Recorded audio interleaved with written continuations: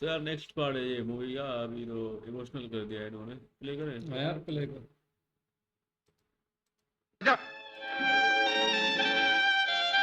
तुम गई नहीं अब तक? Thank you sir. Vijay ji? तुम्हारी मेहनत तुम्हारी ईमानदारी देखकर ये रुपए तो मैं तुम्हें दे रहा हूँ, लेकिन बार बार तुम इन रुपयों का करते क्या हो? कभी तुम एडवांस में रुपए मांग कर ले जाते हो, कभी कर्जा मांगने चले जाते हो, और फिर यही कर्जा उतारने के लिए तुम 8 की बजाय 16-16 घंटे काम करते हो। तुमने कभी ये सोचा है कि इस शरीर को भी आराम की जरूरत होती है? आखिर ये सेहत कब तक तुम्हारा साथ देगी? जब तक साथ देगी तब तक मेहनत करता रहूंगा सर। मगर तुम इतने रुपयों का आखिर करते क्या हो? बात यह है सर कि पहले मेरे पिताजी नौकरी करते थे, अब उनकी नौकरी नहीं रही, घर की सारी जिम्मेदारी मुझ पे आ गई है। इसलिए मेरी पूरी यही कोशिश है कि मैं ज्यादा से ज्यादा काम करूं, ज्यादा कमाऊं, ताकि अपने माँ बाप को किसी भी किस्म की कमी या तकलीफ का एहसास न होने दूं। लेकिन माँ बाप को भी एक बात समझ लेनी चाहिए कि जब कमाने वाले हाथ काम हो जाएं, तो खर्च करने वालों को अपने हाथ रोक लेने चाहिए। कोई बात नहीं है सर, माँ बाप की सेवा में मुझे रत्ती भर तकलीफ नहीं होती, उल्टा सुख मिलता है। खैर, जैसी तुम्हारी मर्जी। समझाना मेरा काम था, समझना ना समझना तुम पर है। Thank you sir.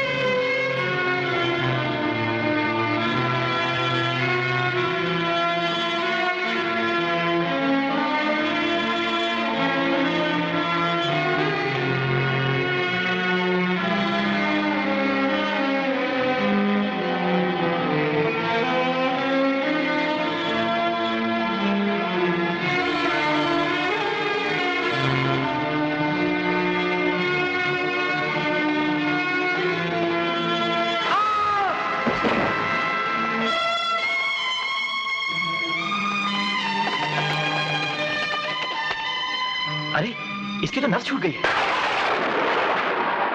बाबूजी!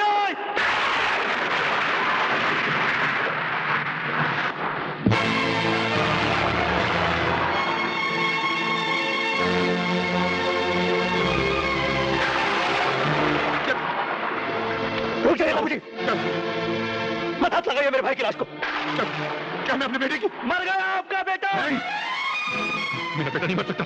विजय, विजय बेटा, आंखें खोल, आंखें खोलो मुझे। नहीं बोले भाई, ये बेजुबान अपनी जुबान बंद करके हमेशा हमेशा के लिए इस दुनिया से दूर चला गया। दुनिया की नजरों में इसकी मौत ऊंचाई से गिर हुई है, मगर इसकी मौत का जिम्मेदार कोई और है। किसने मारा इसे बेटा? मत कहिए मुझे बेटा, मत कहिए। आपके मुंह से बहुत घिनौने लगते हैं ये शब्द, ऐसा लगता है जैसे कोई गाली दे रहा है।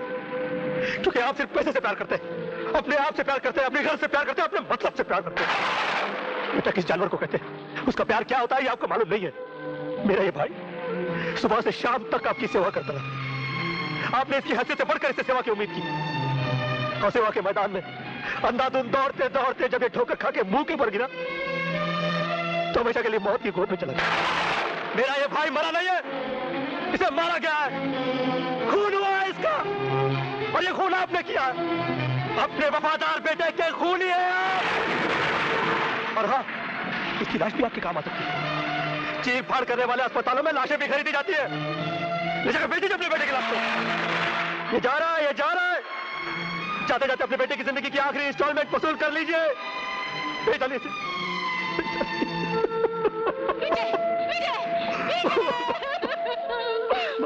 माँ, माँ।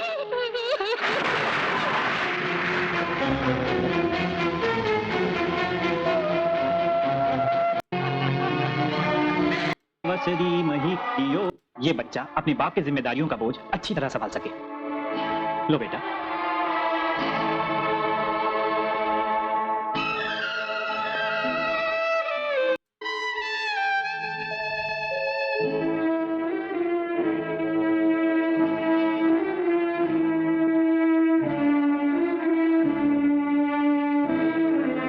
भाभी जी, पूजा पूरी हो गई? जी हाँ।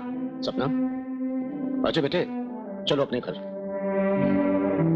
मतलब आज के बाद ये लोग इस घर में नहीं रहेंगे? बिल्कुल नहीं, क्योंकि इनके सर से साया उठ चुका है। मेरी बेटी विधवा हो गई है, राजू का पिता स्वर्गवासी हो चुका है, मेरा दामाद अब इस दुनिया में नहीं रहा है, और उसकी मौत ने तलवार बनकर हमारे आपके बीच के संबंध के धागों को काट डाला है। और जब तुमने अपनी औलाद, अपने खून को नहीं बख्शा, उसे चबा चबा कर खा गए, तो अपनी बहू और पोते को क्या बख्शोगे? अपनी बहू से लोगों के घरों में बर्तन और कपड़े धुलवा कर पैसे कमाने के लिए कहोगे? अपने इस मासूम गरीब बच्चे, बीमार बच्चे को चौराहे पे खड़ा करके उससे भीख मंगवाओगे? भले चाहे मर जाए, लेकिन तुम्हारे अपने ऐशो आराम में कोई फर्क नहीं आना चाहिए। आत्माराम जी, मैं अभी जिंदा हूँ, मरा नहीं हूँ, समझे? इसलिए मैं इन बच्चों को यहाँ से ले जा रहा हूँ। नहीं भाई साहब, ऐसा जुल्म मत कीजिए। सपना हमारी बहू है, इस घर की इज्जत है, इसे आपके विदा हो चुका।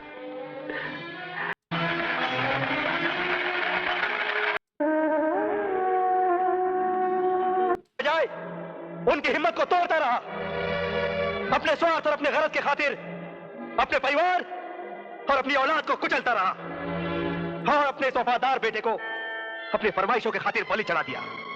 खुद अपने खून का खूनी है। भूल गए तुम कि तुम्हारा बेटा दिल का मरीज है? भूल गए तुम कि उसके दिल में सुराख है?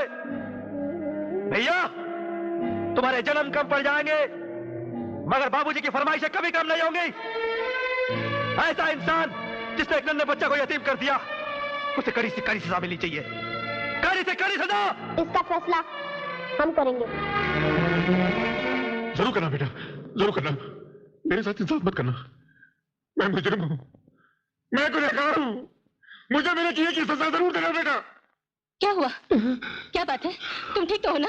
बोलो ना।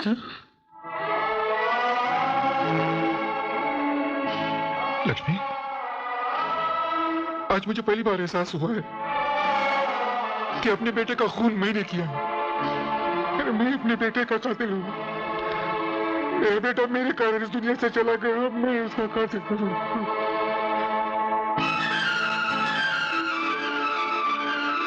क्या देख रहे हो?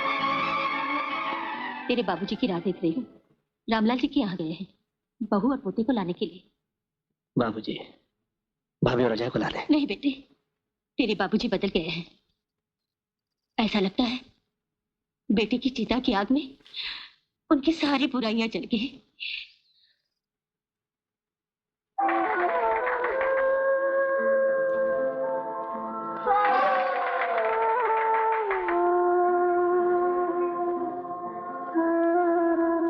अरे अजय, तू भी तो चलना हमारे साथ खेलने। नहीं, मुझे डॉक्टर ने मना किया है, मैं खेल नहीं सकता। Your wish.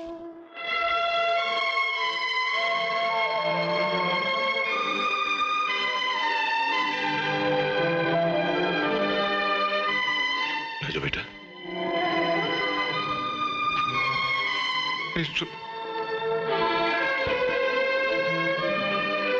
बेटा, मुझे लेके किताब बंद क्यों करती? मुंह फिरा के क्यों जाने लगे? तुम भी अपने दादा से नफरत करते हो क्या? दादाजी वो बोल बेटा। नाना जी कहते हैं कि आप मेरे पिताजी के कातिल हैं। दादाजी, कातिल क्या होता है? नाना भी उसको भी जरा भाषण चाहिए। वो तो रोतड़ू का टाइम आया है। तरीका गलत है नाना का। इस तरह थोड़ी दखलंदाजी करते हैं सबके सामने, उसको इंसल्ट करो। ठीक है, बेचारे वो बुढ़ा है, उसने अपनी ऐशी के लिए बेटे को कुर्बान कर दिया, पर वो उनका मसला है ना। तो ऐसे तो नहीं कहो ना सबके सामने। अगर चार दीवारी के अंदर बोलते सब मतलब तरीके से कि भाई अभी मैं ले जा रहा हूँ अपनी बेटी को, नहीं ऐसे ही उसको बेइज्जत कर दिया। तुमने भी रोतड़ू चश्मा पहन के आ जाते हो। बाकी राजा बाबू भी बड़ा लेक्चर देता है, मुझे उस पर भी गुस्सा है।